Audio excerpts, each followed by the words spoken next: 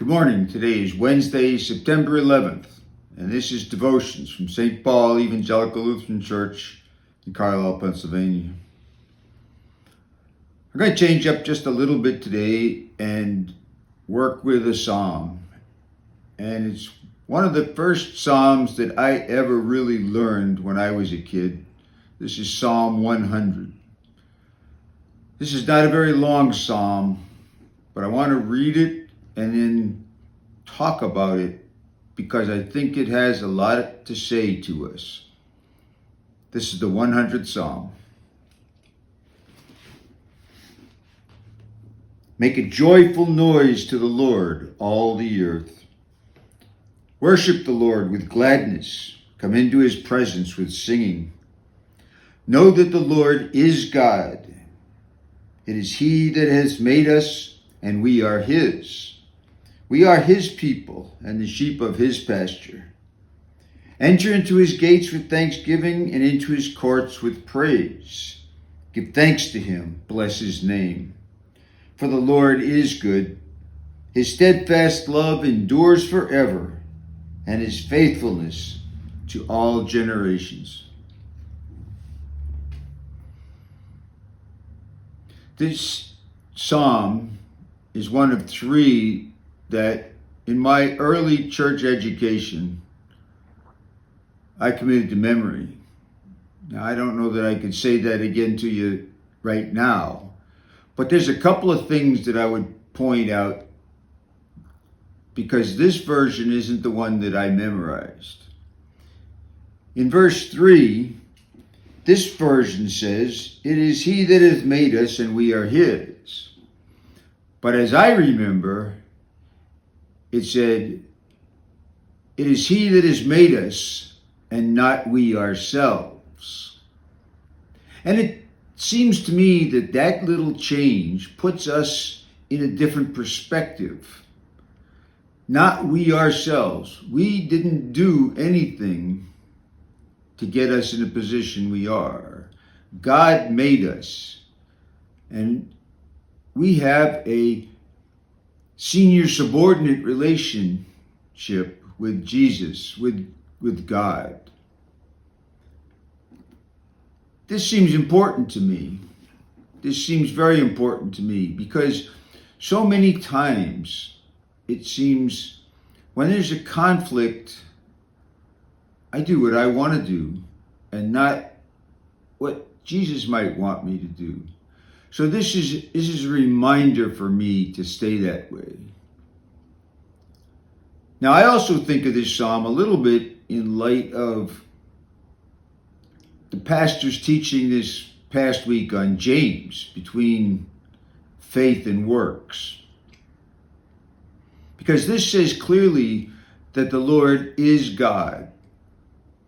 And it has that we should know the Lord. And there's a note in the Lutheran Study Bible that was really interesting to me. It says that know is not just head knowledge. This is more internalized. This is more, take it as every part of your body, your presence, your soul knows the Lord. And not only do you know, but you follow. You do the things that he would have you to do. Now, the other note that I would comment on in the study Bible is that that Bible tells us that this is a psalm of praise. And it's one of joy. Make a joyful noise unto the Lord, all the earth. That's how it starts. Joyful noise. Think about that the next time you go to worship. Are you there with joy in your heart? When you get down and pray every day, is there joy in your heart that you're able to talk to God and that God listens and that God responds? And that's what this calls us to do. This calls us to sing to the Lord, to make joyful noise to the Lord. As I was thinking about this talk, it brought to my mind King David. And one of the things that King David did was he brought the ark to Jerusalem and put it in the tent, the tabernacle.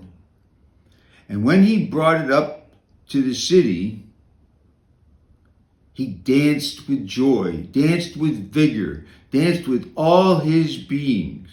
So much so that his wife, the daughter of Saul, criticized him and said he was making a fool of himself.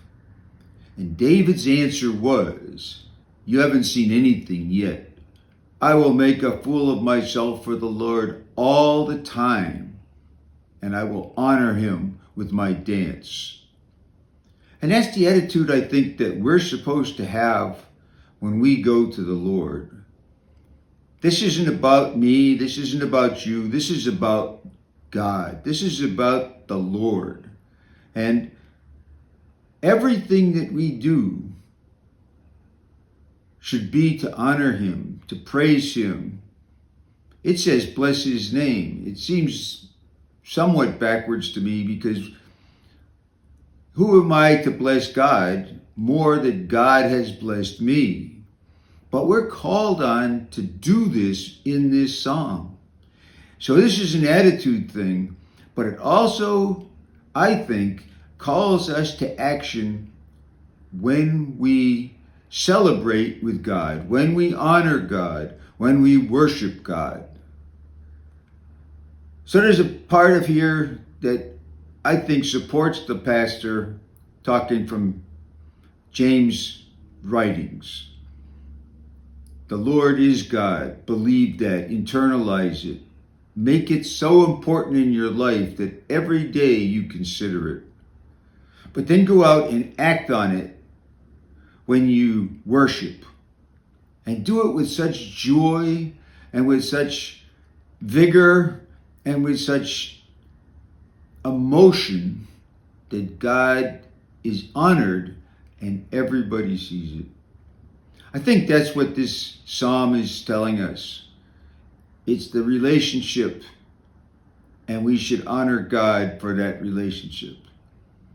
For he has made us, and we are his. Thank you.